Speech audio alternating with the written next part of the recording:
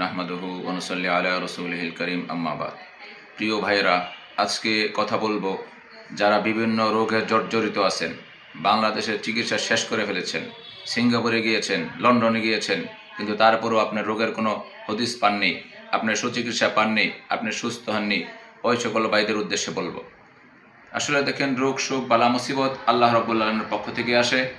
যে সমস্ত মানুষগুলো ডাক্তারের চিকিৎসা করতে করতে একেবারে হতাশ হয়ে গিয়েছেন, এখন আশার আলো শেষ, হয়তোবা আমি আর কিছুই করতে পারবো না, আমি জীবনে হেলায় খেলায় চলে গেল, এখন ভরসা শেষ। আমি ওই সকল ভাই বোনদের উদ্দেশ্যে বলবো, সিঙ্গাপুরে গিয়েছেন, সিঙ্গাপুরে যাওয়ার পরও চিকিৎসা নিয়ে এসেছেন, কোনো ভালো ফলাফল পাননি, ভালো রেজাল্ট পাননি। লন্ডনে গিয়েছেন চিকিৎসার জন্য, লন্ডনে যাওয়ার পরেও কোনো ভালো রেজাল্ট পাননি, ভালো ফলাফল পাননি। এখন হতাশ হয়ে গিয়েছেন যে চিকিৎসার বেলা আমি আর কি করব।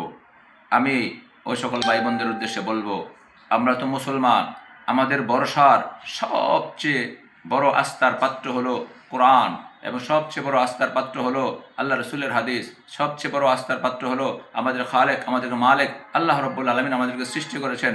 ওই আল্লাহ রব্বুল আলমিনের কাছে আমাদের সবচেয়ে বড়, সর্বশেষ আমরা আল্লাহ পাকের কাছে চলে যাব এবং আল্লাহ পাকের কাছে আমরা সাহায্য চাই। তো মোহতারাম ভাইয়েরা, রোগ শোক বালা মুসিবত আল্লাহ রব্বুল আলমিন দান করেন, আর এই রোগ শোক বালা মুসিবতের জন্য আল্লাহ তাআলার কাছেই তওবা করতে হবে, আল্লাহ তাআলার কাছেই এরা সুচিকিৎসা চাইতে হবে, আল্লাহ তাআলার কাছে মুক্তি চাইতে হবে। আল্লাহ রব্বুল আলমিন যদি ইচ্ছা করেন মুহূর্তের মধ্যেই আমাদেরকে মুক্ত করে দিতে পারেন। আল্লাহ রব্বুল আলমিন যদি ইচ্ছা করেন তাহলে অল্প সময়ের মধ্যেই আমাদেরকে রোগ শোক থেকে, রোগ বিপদ থেকে মুক্ত করে দিতে পারেন। তো মোহতারাম ভাইয়েরা, আমি আপনাদেরকে কোরআন কারীমের ছোট্ট একটা আয়াতের কথা বলবো, যে আয়াত আপনারা বেশি নয়, মাত্র 41 দিন আমি যেই নিয়মের কথা বলছি এই নিয়মে আমল করুন, ইনশাআল্লাহ আপনার অবশ্যই আপনার রোগ মুক্তি হবে। আল্লাহ রাব্বুল আলামিন আপনার রোগ থেকে মুক্তি দিবেন, কোনো সন্দেহ নাই। এমন এক পাওয়ারফুল দোয়া, যে পাওয়ারফুল দোয়া বিভিন্ন নবীরা যখন বিভিন্ন সমস্যার মধ্যে পড়েছেন, আল্লাহ পাকের কাছে এই সমস্ত দোয়ার মাধ্যমে পানাহ চেয়েছেন, ক্ষমা চেয়েছেন।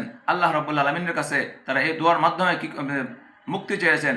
আল্লাহ রাব্বুল আলামিন এই সমস্ত বিভিন্ন নবীদেরকে এই দোয়ার মাধ্যমে মুক্তি দিয়েছেন। তো মোহতারাম ভাইয়েরা, আমি আপনাদেরকে যে দোয়ার কথা বলবো, হযরত ইউনূস আলাইহিসসালাতু ওয়াসসালামকে যখন মাছে খেয়ে ফেলছিল, তখন হযরত ইউনূস আলাইহিসসালাতু ওয়াসসালাম যে দোয়া পড়েছিলেন, ওই দোয়াটা মাত্র আপনি 41 দিন প্রত্যেক দিন যে কোনো এক নামাজের পরে আগে পরে দুরূদ শরীফ পড়বেন, তওবা করবেন। তওবা করার পরে 141 বার, ধরে নেন আসরের নামাজের পরে নিয়মিত 41 দিন করেন, লা ইলাহা ইল্লা আনতা সুবহানাকা ইন্নী কুনতু মিনাজ জালিমিন।